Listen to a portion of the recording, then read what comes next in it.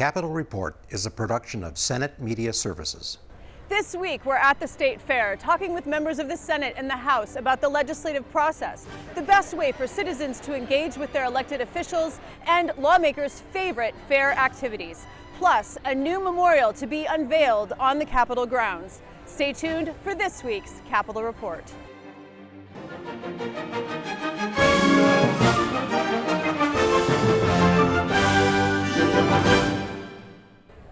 Welcome to Capitol Report at the State Fair. I'm Shannon Loehrke. Once again, it's that time of year. Minnesota's great get-together is back and better than ever.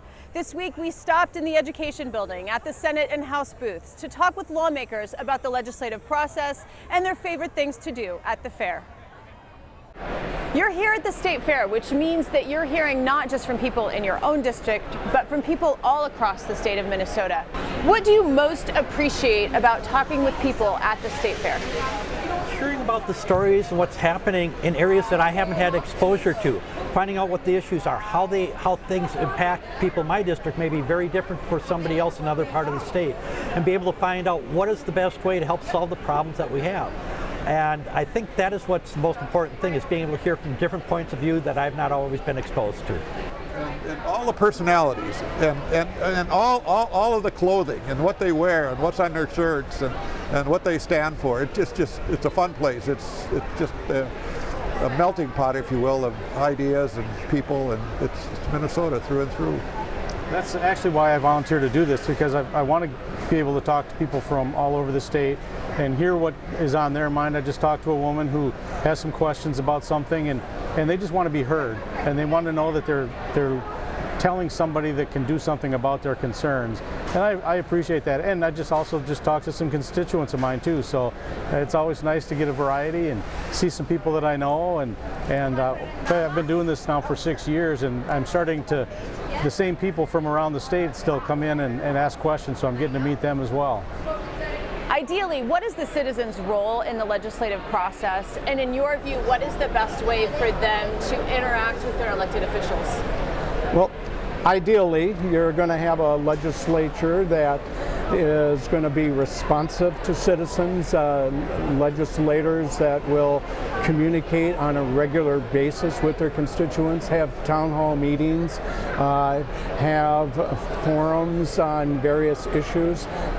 It's all about communications and seeking input, and whether it's surveys, going out in neighborhood forums, knocking on doors, interactive things on social media, but all of the above. But it's reaching out and letting people know that their voice matters. Participation in government is so important, and I would just say I don't think it's frankly what it used to be. I think we're I don't know, we're just like so polarized in some ways that I'm not sure that we're having the kind of good discussion that we ought to have on pertinent issues over time. When we don't receive input from people in our state, we're not always going to make the best decisions because we're not getting everybody's valuable input. And that's the important thing, is reach out to your local representative and send an email or a letter or leave a phone call. We get a lot that comes in, but we have people help us get through that. Most of us get to read everything. We just can't always respond to the hundreds of emails that come in every day, but we do like to go through and skim through them and read the ones out there so we know what's going on. When I hear those concerns from the members of my district, I'm representing them at the Capitol, so then I take that information and I help represent them the best that I can based on the issues that they think are important. And what is the best way, in your view, for people to reach out to their lawmakers? It depends. Email is probably the quickest and easiest way. We all get a ton of emails every day from constituents, but as you get to know people, they know my cell phone number, they text me, I see them at the grocery store, I'm out to dinner and they stop me. So wherever you see the representative or your senator, introduce yourself and get their cell phone number, give them your cell phone number. This is an electronic world. We're all connected pretty quickly and easily. Visitors to the Senate and the House booth have the opportunity to take the State Fair opinion poll. These questions are derived from pending legislation, issues that are coming before lawmakers, pressing issues before the state. Do you look at the poll results, and does it impact your views on anything? It does, but here's the thing, the important thing to remember is the questions that are on the survey are more of a concept. Once that concept gets into bill form, it might be a 600-page bill. So I might be in favor of something conceptually, and the citizens of Minnesota filling out the survey here at the fair might overwhelmingly be in favor of something, but when the actual bill comes together, some of the wording in the bill and some of the additions in the bill might make it so it's something that isn't quite as favorable. So that's the one thing to remember. But you take different things and they appear in the surveys year after year after year, and you can see that the public is getting more and more and more in favor of something, and eventually then it becomes law. So it's a great way to get the pulse of the Minnesotans, to see what's on their mind, what issues they would like to see passed, and then it's up to us to actually take that concept and put it into bill form in a manner that can get passed and signed by the governor. Actually, there's a few of the items on this year's questionnaire that are amendments that I have attempted. That's just maybe coincidental that they're on there. But we take a look. It's a part of the mix. It's not a scientific poll, but nonetheless it is input. And so I definitely look at that, and there's ideas that have been advocated here that have become law. While it's not scientific, at least gives an idea, what are people kind of thinking? The average fairgoer that comes through here have a way of influencing a little bit, oh, this is something I should continue to pay attention to and learn more about. And if it's a lot of people saying, oh, no, it's kind of like, well, maybe it's something that I need to learn more about, so that we don't, what are the negatives on it, and what's causing that issue? If you could change one thing about the legislative process, what would it be? Oh my, I would force us to work until we get our work done. This May 23rd or whatever this constitutional date is that we say, now we're done. If we're not done, we gotta get finished, and we don't do that right now. I would change that process. I think we're up there. We need to get our work done. We haven't this year, honestly. I feel badly about that. I hope that we still can. But getting rid of that date, coming up with some other date that tells, now you've done your work, now you can go home. I would have a requirement that all bills get a hearing. And it may not be an hour hearing or 2 hours, but at least that all ideas can be presented in the committee process. And we have to respect the diversity of ideas. The issue is not whether we agree or disagree. I believe it's important to be respectful of various ideas. The bills and committee chairs should hold hearings if there's a request by the author to do that. Too often in budget years, when we get down to the final days of session, when we have the deadline is looming, too few people are involved with making the decisions. And if you're not one of the leaders, you're on the outside and waiting for them to come up with a deal and put the final legislation together, and then by the time it comes to us, it's take it or leave it. We don't really have input on that, and that's just flat wrong. This needs to be done with all 201 legislators need to have more of a say in those budget bills as we get close to the deadlines every year. The one thing I would like to change, and this is going to be very weird, is actually if we had more bodies to get things done. And the example I'll give is I've worked a lot on the Health and Human Services Omnibus bill, and that is so large that you need extra bodies to try to be able to talk through all the issues. And I've seen many times that in the House we've got a lot of people there. We can throw more people on trying to get bills figured out so that we don't have these huge bills. We could break them down smaller. But because the Senate is limited to only 67, they don't have as many people that can serve on the same thing. So while we could have a bunch of committees, there just isn't the manpower there. And that's part of the reason why we can't get everything as done as we'd like to, because we just don't have the manpower to be able to do the negotiation in a way that gets the best results for people in Minnesota. And to end on a fun note, what is your favorite thing to see or do at the fair? And more importantly, what is your favorite thing to eat? I'll start with my favorite food. That's going to the dairy building and getting one of the sundaes over there. That is the best sundae ice cream in the whole wide world that I've ever had. And I will always, every fair visit I have, I always go there. The next place I like to go is over to the Eco Building over here. I love going through and seeing all the different things that are out there, from what's happening with water, with what's happening with our soils, what can we do for recycling, all those type of things, to help make sure that we've got a clean environment going forward. You know, it's always been Pronto Pup, and I still like the Pronto Pup, but just up the road, I think it is, there's a place where you can get a Gizmo sandwich. It's an Italian beef. It's really good. I would recommend people try that as well.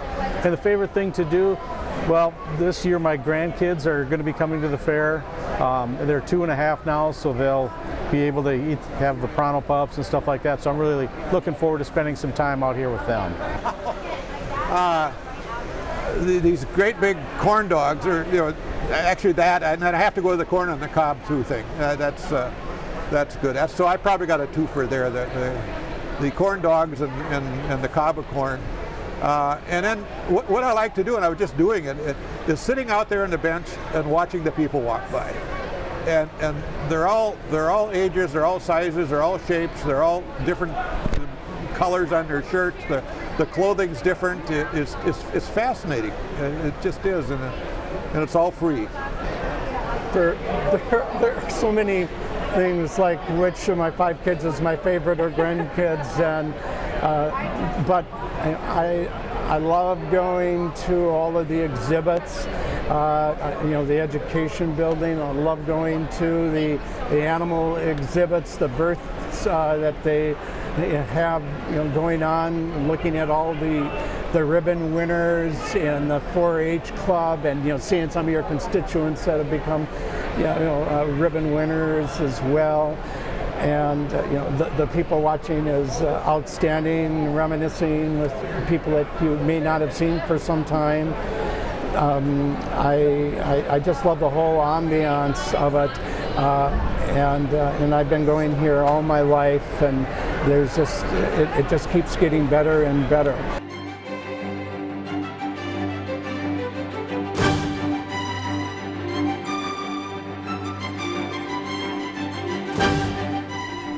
Revitalization of the Promise of Youth sculpture includes combining that controversial work of art with the Minnesota Medal of Honor recipients memorial. The project is almost complete, and here's a look at how we got there. The forlorn statue in an empty pool outside the Veterans Service Building at the state capitol will soon be repurposed into a dual role, linking an artist's vision of the hopefulness of youth with Minnesota's courageous Medal of Honor recipients. In the fall of 2016, the descendants of the 72 Medal of Honor recipients with ties to Minnesota were recognized at a groundbreaking ceremony next to the sculpture. That year, the legislature approved a plan to incorporate the Promise of Youth sculpture with Medal of Honor symbolism to create a new Minnesota Medal of Honor memorial on the state capitol grounds. The updated memorial is another element realizing Capitol architect Cass Gilbert's desire for a tribute to veterans at the south end of the Capitol Mall. What I liked best about the design that was selected, it connects the dots. The Capitol complex has a number of memorials, the World War II, the Vietnam, the Korean. We have now the family tribute that's wrapping its arms, and this was the one that wasn't a standalone, but a unifying memorial that just fits in, and it's to me it's almost like a capstone. So that's what I said. This clicked. The reimagining of the statue, fountain, and reflecting pool is an important step for a work of art that has been misunderstood, bereft, in the shadow of the Veterans Service Building for many years. The statue was commissioned in 1952 as an artistic component of the Veterans Service Building. The architect, Brooks Cavan, planned for a large pool with a fountain in the middle as part of the design, combining functionalism and beauty. Cavan hired sculptor Alonzo Hauser to create a centerpiece for the reflecting pool. Hauser designed the Promise of Youth, a figure of a young female encompassed by a bronze flower with mechanical petals that open and close with the sun. Historian Martin Zanger describes Hauser's design concept. He said, "We've always had wars forced upon us, and what we're fighting for is peace and stability. and the future for our youth. And so she's reaching out of this lotus blossom that opens. He has her reaching toward this mural, which was going to depict all the things that the youth of America were dreaming about. The prospect, their future prospects in a peaceful world. Controversy arose shortly after Hauser finished the sculpture, when some members of the Veterans Service Building Committee objected to the figure. As one of the more militaristic people on the commission said, we had expected to see a guy throwing a hand grenade, not this naked woman. And they pretended to be upset at her nudity, even though there were nude females in art all around the Capitol and paintings and things.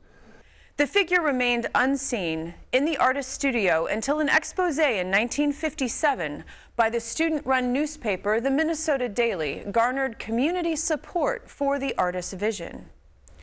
Once installed, problems plagued the fountain, ranging from mechanical issues with the operation of the pedals, leaks in the reflecting pool, and budgetary concerns, to vandalism and litter from kids hanging out around the reflecting pool.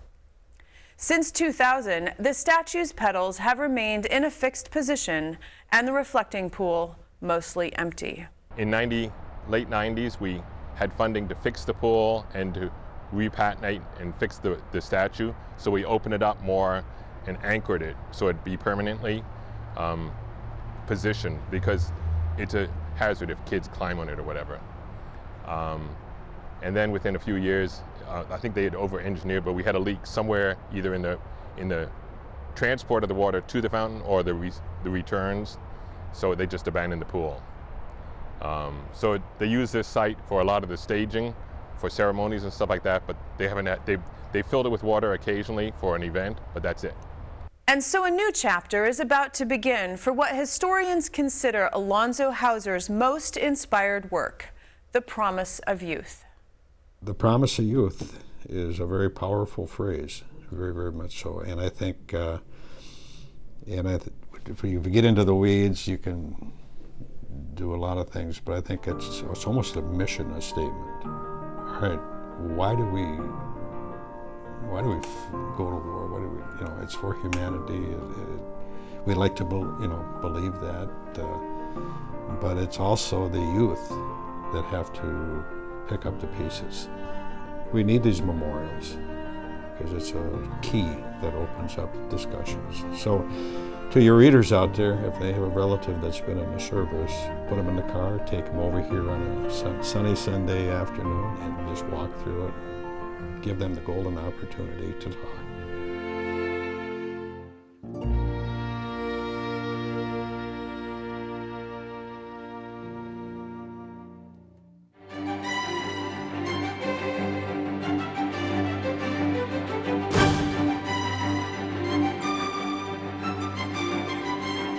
Here's a look at one of the features of the Minnesota State Capitol from our series, The People's House.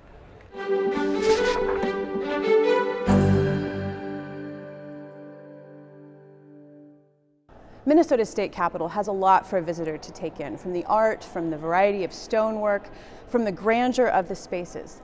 But for those people that are really interested in details, there's some symbols that they could search for. Can you talk about the symbols in the Capitol? Yeah, sure. Cass Gilbert, who was the architect of the Capitol, and also Elmer Garnsey was the chief decorator, put all kinds of Minnesota symbols throughout the decoration. And a lot of these places you have to look real close, because you might walk by them if you worked here for years, for instance. If you don't look at the details, sometimes you walk by all these symbols for many, many years. And so you'll see lady slippers and North Stars, and there are Gophers, because we're the Gopher state.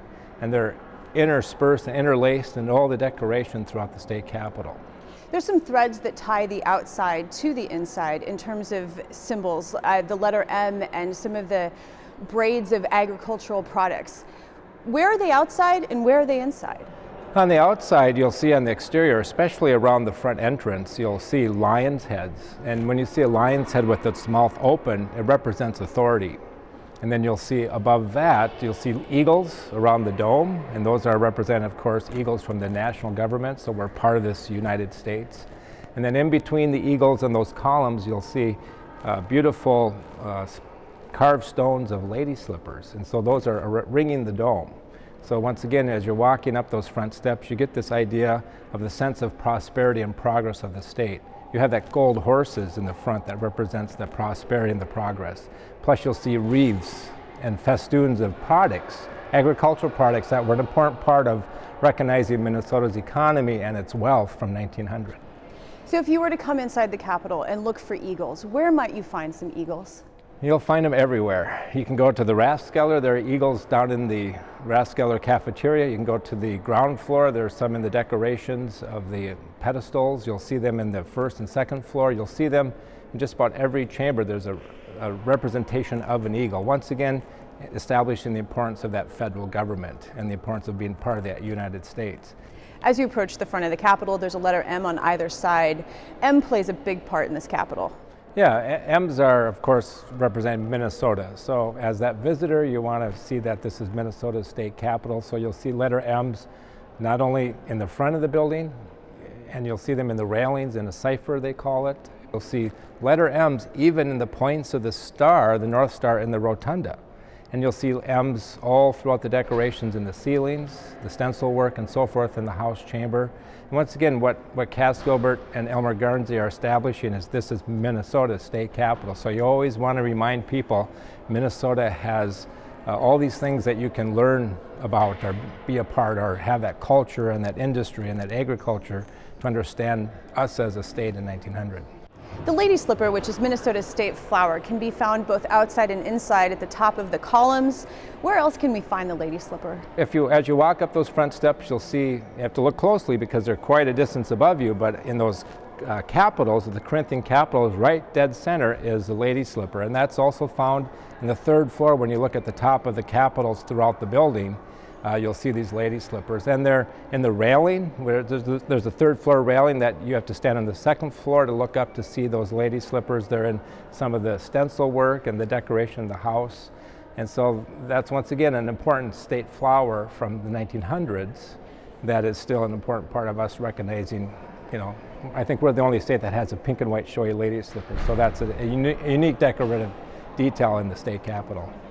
Minnesota is known as the Gopher State, and it's because of a railroad scandal that happened in the 1850s. Tell us the story of how Minnesota became to be known the Gopher State. Yeah, that was one of the first big political controversies or scandals in the state's history. And in fact, that all was taking place even before we became a state. Minnesota was given railroad grants from the U.S. government, and they added that grant legislation as a rider to a gopher and blackbird eradication bill. And so it was like eradicate gophers and blackbirds, and these land grants are given to the state of Minnesota to develop its industrial resources with railroads and so forth. But when we became a state, the Constitution said we could only borrow $250,000. And in order to build the railroads, the investors were saying we need more money. So they changed the Constitution just a few months after it was adopted to make that loan agreement to $5 million. And so what happened is they gave grants and money to all these different railroad agencies, and then there was a huge economic depression, sucked out all the investments out of Minnesota, and so for that $5 million, there wasn't 1 mile of railroad built. So that was a political scandal. So there was a St. Paul druggist or cartoonist who drew up a cartoon showing the railroad men dressed as gophers trying to influence the people, and they were pulling a car full of legislators to the end of a railroad track that went to the Slough of Despond, which is a Pilgrim's Progress reference. And so it's basically, the railroads being held up by the backs of legislators who were bribed. So the heaviness of the gold sacks are pulling them down, and the railroads built on top of them. So that cartoon was pretty popular, and that's how we became known as the Gopher State. And so where can those gophers be found in this building? They're, once again, like stars, not as common, but you'll see them in the same railings. You'll see the lady slippers and the eagles. You'll see them carved in the house retiring room, which is not available to the public, unfortunately, but there's two little gophers sitting on their hind legs there, Those are the same things you'll see in the railings.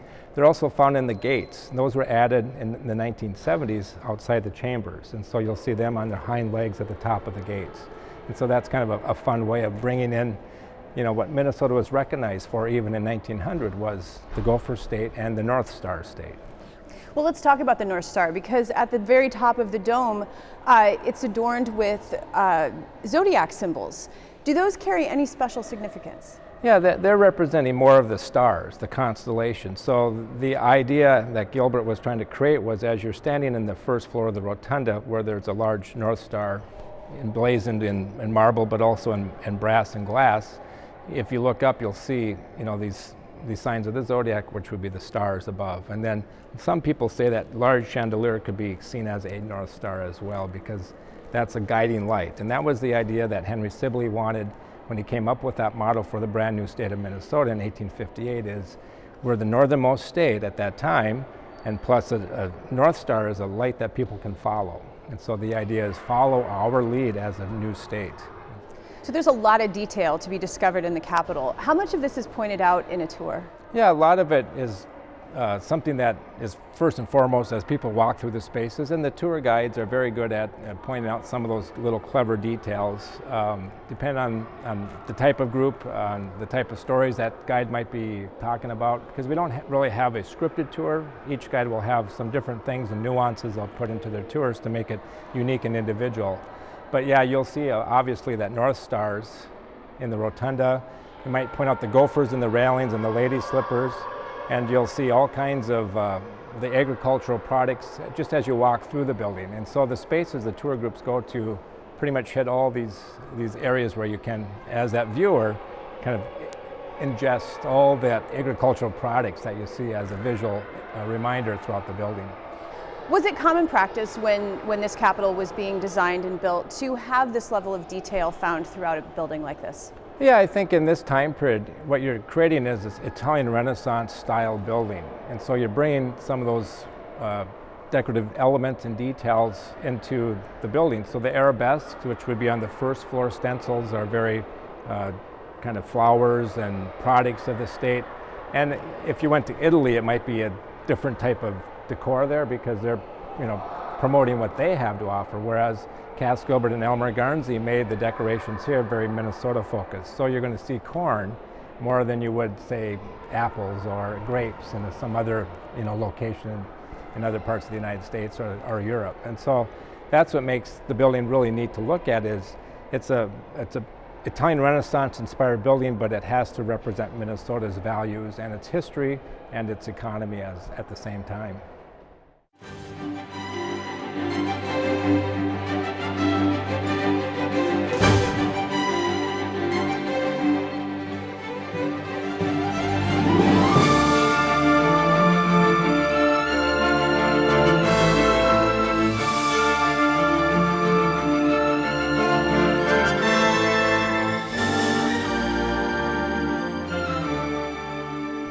Join us again next week as we delve into more topics affecting Minnesotans.